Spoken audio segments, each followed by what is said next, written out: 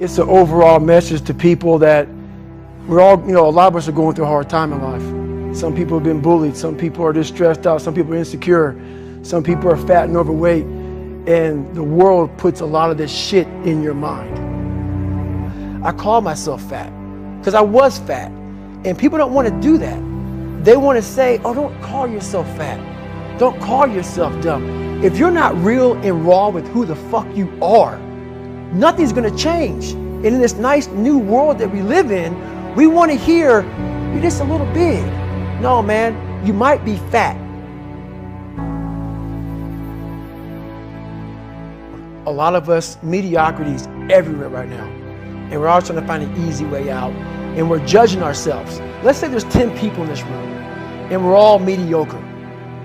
But I'm the best of the mediocre people.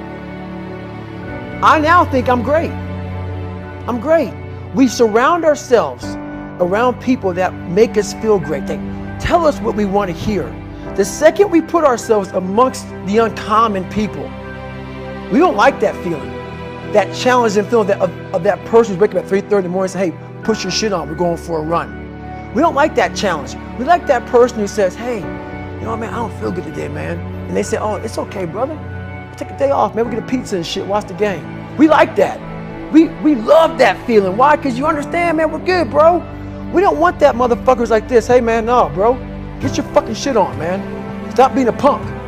We don't want that in our lives. We don't want that person who's constantly challenging our weaknesses. We want that person who's constantly, making us feel nice and good and secure in ours. That's the mediocrity of life. We want to be the best amongst the average people. People wonder, how do you stay hungry all the time?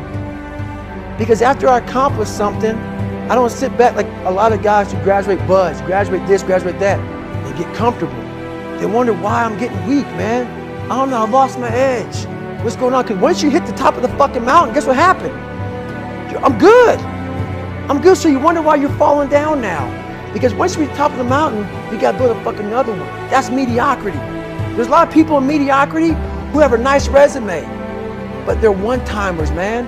They hit a one-time deal, they busted it open, got a lot of money, but they're good.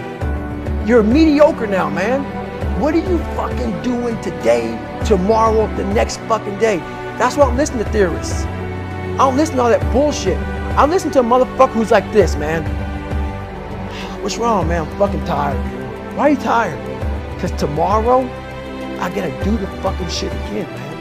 Whatever the shit is that made me fucking nauseous and sick to my stomach, it made me hurt. There's no ending. And that's the person I listen to. That's the person who's gained knowledge. You gain knowledge through suffering.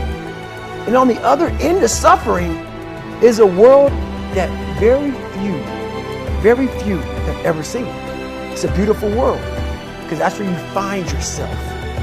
You don't find yourself in over here. You find yourself on the other end. Like the 100-mile race I was on, I ran it for 24 hours.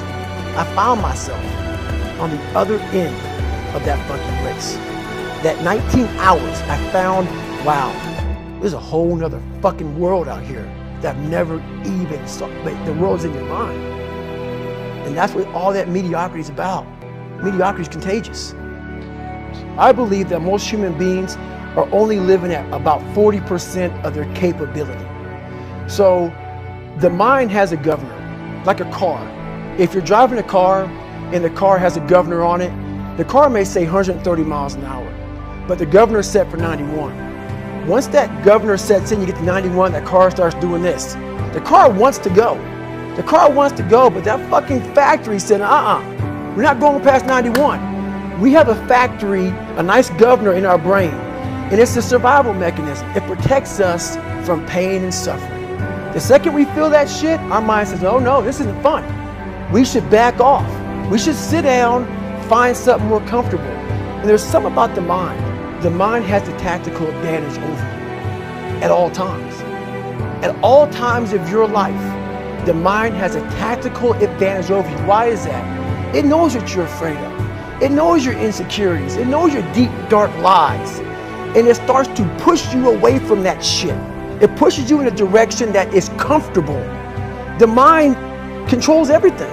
So what I realized was that when I was growing up and I was 300 pounds and I got all fat and I got all insecure, I realized that my mind kept taking me in this direction. When things got uncomfortable for me, when I was facing my insecurities, I was facing my fears, my mind said, oh no, we have the tactical advantage. We need to get you, separate you from this feeling over here. Life's all about feelings. We want the happy feeling. We don't want that feeling of this sucks. Why am I here? And you don't have any, so you can't answer those questions, so you leave. I started realizing that if in that moment you can answer those fucked up questions and you are now in charge of your brain versus your brain ruling you, that's where all that stuff comes from. So the 40% rule is all of that. You get to 40%, your brain says, we're done. Let's roll, man. This is starting to get painful. This is uncomfortable. So you sit down. You have to figure out ways, and everybody's different. That's how the book kind of talks about, like we all have these things about, 5 steps to this and 4 steps to this. It's a lot more than that. That's all bullshit. It's a practice that you have to, it's a habit. So if you know that at 40% I'm feeling pain. At 40% I'm feeling pain. That's where the 40% rule kicks in. Now it starts. Okay, I'm feeling pain. My mind's saying all this shit to me. It's saying get out of here, run, flee. The fight or flight kicks in.